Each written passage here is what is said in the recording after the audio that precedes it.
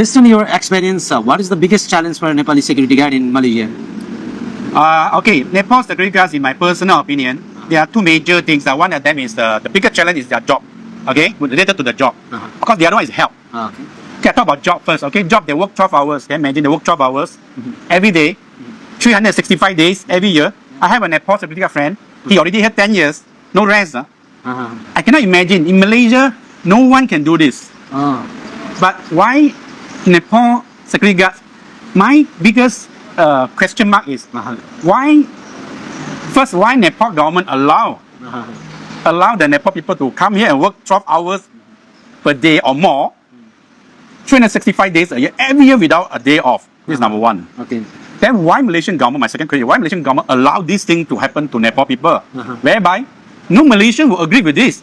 In Malaysia, if you ask them to do this kind of time, working time, they will not do. They won't do. Even you give them money also, they won't do. This is the biggest thing. केही दिन अगाडि नेपालबाट Malaysia आएका अनिल अधिकारी सरले मलेसियामा रहेका नेपालीहरू खास गरी सिक्युरिटी गार्डमा र सिक्युरिटी क्षेत्रमा रहेका नेपालीहरूसँग भेटघाट गरेर उहाँहरूको अवस्था र व्यवस्थाको बारेमा बुझ्न प्रयास गरेका थिए। त्यही क्रममा एकजना मलेसियाका नागरिकले अङ्कल सिके भन्ने व्यक्तिसँग उहाँ अन्तर्वार्ता गरेर उहाँसँग कुराकानी गरेका थिए। त्यो अन्तर्वार्तामा मलेसियाका नागरिक अङ्कल सिकेले भन्नुभएको छ नेपालबाट आएका सिक्युरिटी गार्डहरूको अवस्था एकदमै नाजुक छ। नेपाल सरकारले किन यसमा हेरचाह गरेको छैन। म पनि सिक्युरिटी गार्डमै हो, ड्रेस देखाउन मिल्दैन है। म पनि सिक्युरिटी गार्डमै हो र सिक्युरिटी गार्डमा भोगिरहेको यथार्थ कुरा उहाँले गर्नुभएको छ। यहाँ बडो विचार गर्ने कुरा के रहेका छन्, मलेसियाका नागरिकले हामी नेपालीको बारेमा चिन्ता गर्दो रहेछ, चासो राख्दो रहेछ, तर हाम्रो नेपाल सरकार अन्धो हो। हामी सिक्युरिटी गार्डमा आइसकेपछि यहाँ हामीले कुन समस्या भोग्नुपर्छ र कुन हालतमा बस्नुपर्छ र कुन हालतमा काम गर्नुपर्छ नेपाल सरकारले आँखाले देखेका छन्, कानले सुनेका छन्। हामी सिक्युरिटी गार्डमा यहाँ आइसकेपछि 30 दिन 12 घण्टा काम गर्नुपर्छ, कुनै पनि छुट्टी छैन। नेपाल सरकारले कुनै पनि चासो छैन।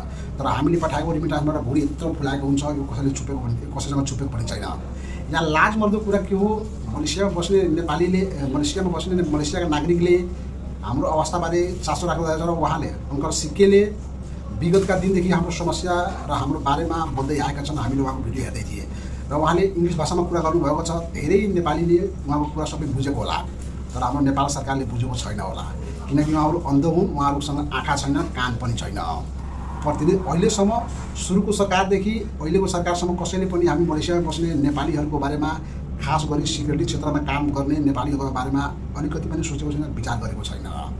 यहाँ एकदमै लाजमर्दो कुरा। अर्को कुरा के छ, धेरै यसो ठाउँमा मलेसियामा कतै राम्रो ठाउँ हुन्छ बस्नको लागि, त कतै एकदमै बेकार ठाउँ हुन्छ। अर्को कुरा, हामीले छुट्टी पाउँदैन। यदि छुट्टी गऱ्यो भने हाम्रो तलब काट्छ एक दिनको, जति दिन छुट्टी गऱ्यो त्यो दिनको तलब काट्छ। तेस्रो कुरा यसमा के छ, तपाईँको यदि बिरामी पऱ्यो भने मेडिकल जानको लागि हामीले आफ्नो पैसा खर्च गर्नुपर्छ क्लिनिकमा, कम्पनीले तिर्दैन। तर हाम्रो के पैसा काटै गर्छ, सोक्छो भनेर, इन्सुरेन्स भनेर के भनेर, तर उपचार हामीले व्यक्तिगत गर्नुपर्छ। यो सबै नेपाल सरकारको क्षमता छैन। मलेसिया सरकारसँग एग्रिमेन्ट गर्दाखेरि सम्झौतामा हाम्रो नेपाली सिक्युरिटी गार्डले 30 को 30 दिन काम गर्दैन, उहाँहरूले पनि रेस्ट चाहियो। हामी मान्छे होइन, हामी जानवर, हामी मेसिन हो। आफूहरू अहिले हप्ताको 5 दिन मात्र गर्नुहुन्छ, 8 घण्टा मात्र गर्नुहुन्छ। हामी हप्ताको 7 दिन र 12 घण्टा गर्छौँ। हाम्रो पीडा कसले बुझ्दिनँ। धन्यवाद छ अनिल सर अधिकारीज्यूलाई र धन्यवाद छ मलेसियाका नागरिक सिके अङ्कलज्यूलाई।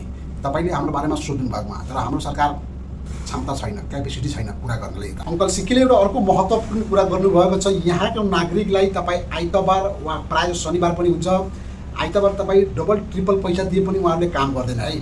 तर हामी नेपालीलाई हप्काएर धप्काएर काम गराउँछ। यहाँको व्यक्तिले काम गर्न चाहँदैन, काम पनि गर्दैन। पब्लिक डेमा छुट्टी हुन्छ, महिनामा एक दिन लिभ हुन्छ र हप्ताको सन्डे छुट्टी हुन्छ प्रायः उनीहरूलाई। यहाँको सरकारले मान्दो रहेछ, हाम्रो सरकारले कम्तीमा हामीलाई महिनामा 4 दिन छुट्टी नभए पनि महिनामा 2 दिन छुट्टी दिए पनि हुन्छ नि।